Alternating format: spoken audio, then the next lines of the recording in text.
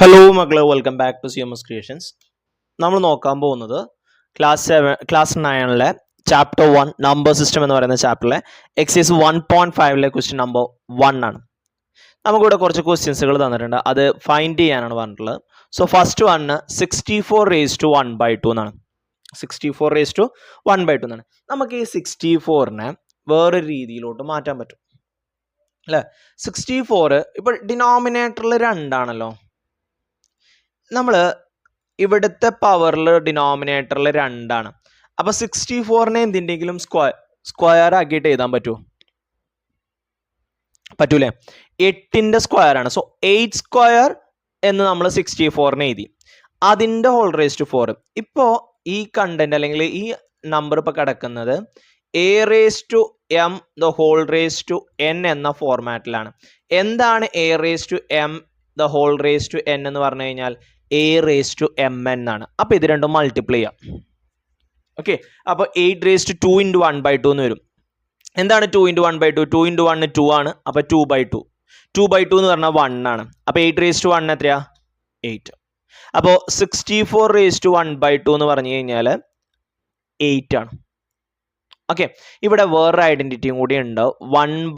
For example പറയുകയാണെന്നുണ്ടെങ്കിൽ a⁻1/m എന്ന് പറഞ്ഞു കഴിഞ്ഞാൽ a എന്നതിൻ്റെ mth റൂട്ടാണ്. 1/m വന്നു കഴിഞ്ഞാൽ കേട്ടോ, അഥവാ 1/2 വന്നു കഴിഞ്ഞാൽ 64ൻ്റെ സ്ക്വയർ റൂട്ട്. 64ൻ്റെ സ്ക്വയർ റൂട്ട് എത്രയാ? 8 ആണ്. അഥവാ 8 × 8 ആണ് 64. ഇനി 1/3 ആണെന്നുണ്ടെങ്കിൽ ക്യൂബ് റൂട്ട് ഓഫ് ആ നമ്പർ. 1/4 ആണെന്നുണ്ടെങ്കിൽ 4th റൂട്ട് ഓഫ് ആ നമ്പർ എന്നൊക്കെ പറഞ്ഞിട്ടാണ് വരിക. ഇനി രണ്ടാമത്തത് വരുന്നത് 32^1/5. അപ്പോൾ ആദ്യം ഈ രീതിയിൽ ഇങ്ങനെ ഒരു ഐഡന്റിറ്റി നമുക്ക് നമ്മളുടെ ഇതിൽ പറയുന്നില്ല, പക്ഷെ ഇങ്ങനെ ഒരു ഉണ്ട് കേട്ടോ. 32^1/5 എന്ന് പറഞ്ഞു കഴിഞ്ഞാൽ 5th റൂട്ട് ഓഫ് 1/2 എന്നാണ്, 32 എന്നാണ്. ഏത് നമ്പറിന് 5 വട്ടം ഗുണിച്ചാലാണ് 32 കിട്ടുക? ഇപ്പോൾ ഓരോ നമ്പർ മൾട്ടിപ്ലൈ ചെയ്തിരിക്കുക എന്ന് പറഞ്ഞു കഴിഞ്ഞാൽ റിസ്ക് ഉള്ള പരിപാടിയാണ് അല്ലേ. ഓക്കെ, ആ ഒരു നമ്പർ തന്നെയാണ് ആ ഒരു മെത്തേഡ് തന്നെയാണ് നമ്മൾ ഇവിടെയും ചെയ്യാൻ പോകുന്നത്. നമ്മളിവിടെ മൾട്ടിപ്ലൈ ചെയ്ത് നോക്കുകയാണ്. 32 എന്ന് പറയുന്നത് 2^5 ആണ് വരിക. ഓക്കെ, 2 × 2 4 ആണ്. 4 × 2 8 ആണ്. 8 × 2 16 ആണ്. 16 × 2 32 ആണ്. അപ്പോൾ 1 2 3 4 5 5 വട്ടം മൾട്ടിപ്ലൈ ചെയ്യണം. അപ്പോൾ 2^5. അപ്പോൾ ശരിക്കും 2 ആണ് ആൻസർ. അല്ലെങ്കിൽ നോക്കിയേ, ഇത് a⁻m² ആയില്ലേ. 5 × 1/5 എന്ന് വരും. 5 × 1 5 ആണ്. അപ്പോൾ 5/5 1 എന്ന് കിട്ടും. ഓക്കെ, ഇനി അടുത്തത് 5/5 1. അപ്പോൾ 2^1 2 ആണ്. അടുത്തത് 125^1/3.